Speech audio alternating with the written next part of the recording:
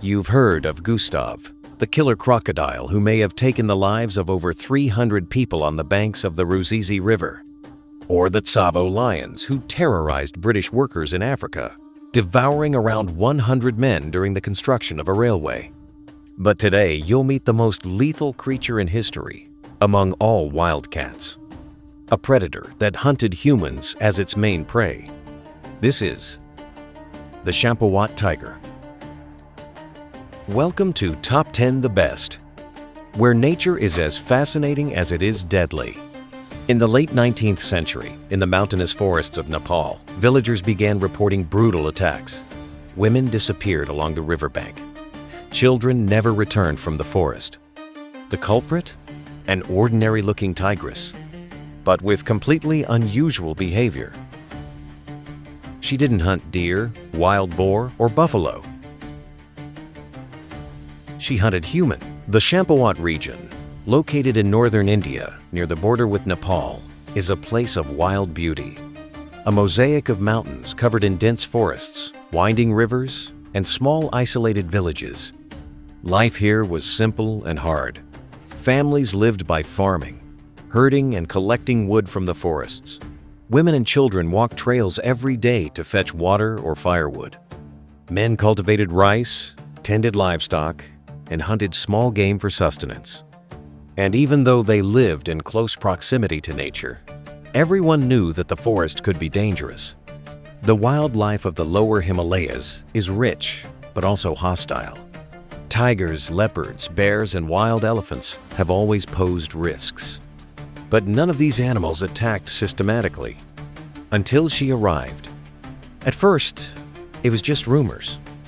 A boy who didn't return from the river, a girl who disappeared on her way to school. Then they started finding torn clothes, bloodstains, and suspicious footprints between the trees.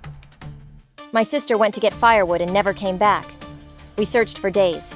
We only found her basket and marks in the ground, as if something had dragged her.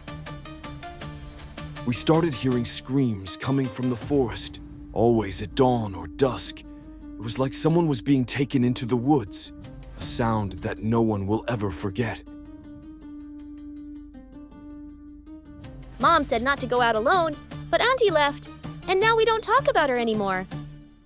Every week, a new victim. The population panicked. Men began to carry weapons even when going to the fields. The trails to the water were abandoned. Children stopped going to school. The forest became forbidden territory. And the scariest thing, she didn't attack at night. She hunted during the day. She observed people's routines and chose the right moment. With each new attack, the creature seemed bolder. It wasn't just hunger, it was strategy. It used the vegetation as camouflage, descending silently from the hills and disappearing among the trees like a ghost. It was then that the authorities realized this was no ordinary animal. It was a human hunter, and no one knew how to stop it. The killings continued, week after week, month after month. Women, children, elders, no one was safe. The tigress not only hunted, she seemed to dominate the territory like a dark queen of the forest. In just over 2 years, the number of victims has surpassed any record ever seen in the history of human-wildlife relationships. More than 400 people, that's right, 436 lives have been taken by a single creature. Terror has turned entire communities into ghost towns. Schools have been closed. Farmers have abandoned their fields. Some villagers have taken to sleeping with weapons. Others have simply fled the area. We left everything behind. The land, the animals, our grandparents' house. We just wanted to save our children. The forest was no longer ours. And most disturbing of all, the attacks took place in broad daylight. On one occasion, the tigress invaded a village at noon, dragging a teenage girl away in front of everyone. On another occasion, a woman was taken while washing clothes less than 100 meters from the village. With each new attack, the population wondered, Will today be my day? The local authorities were in despair. Soldiers were sent, traps were set, but nothing worked. She always escaped, always watched, always came back. To some, she was not an animal. She was a curse, a forest entity sent to punish men. The churl of the jungle, as some called her, the vengeful spirit of a dead woman reincarnated as a killer tiger. Amidst the chaos, when no traps worked, no patrols returned with good news, and even local hunters refused to enter the forest, a name began to circulate among the British leaders of the region. Jim Corbett. Born in India in 1875 to British parents, Corbett grew up among the forests, understanding their sounds, their smells, their rhythms. He was an expert tracker, an accurate shot butt above all, a man who respected wildlife. He was not just a hunter. He was a naturalist, an educator, and a defender of the forest people, with whom he had lived and learned since childhood. So when he heard about the Champawat Tigress, he didn't hesitate. But before he raised his rifle, Corbett wanted to listen. He visited village after village. He spoke to witnesses. He studied the attacks, the tracks, the times. While others wanted to kill the beast, he wanted to understand. Soon, Corbett noticed a pattern. The tigress attacked during the day, but always at dawn or dusk. She moved with the wind at her side. She chose victims who walked alone. She was intelligent, strategic. And it was during one of the first investigations that Corbett found a crucial clue.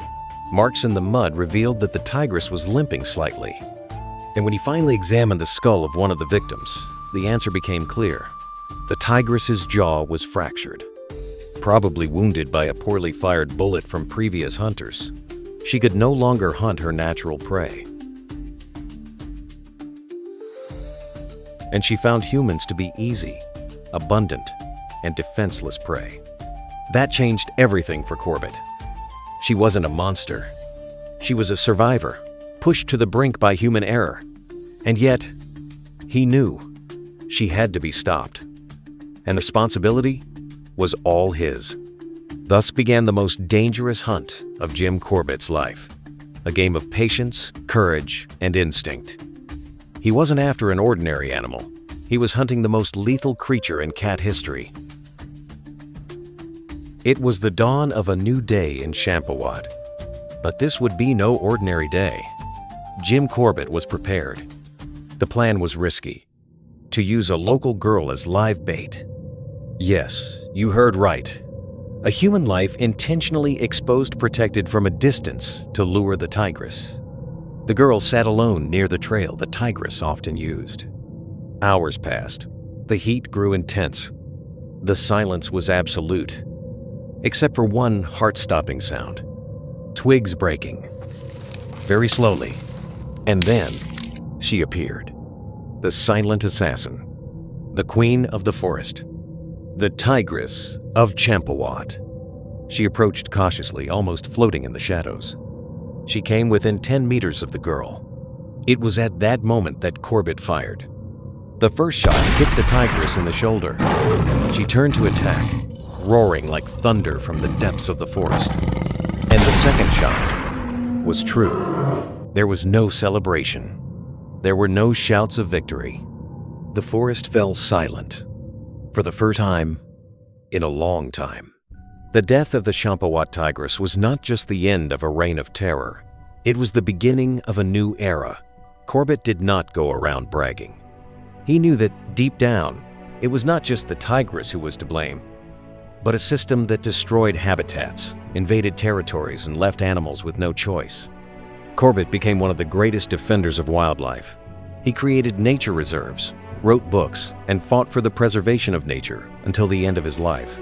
Jim Corbett became a legend, but he always carried this story with humility and with the certainty that the greatest predator on Earth is still man.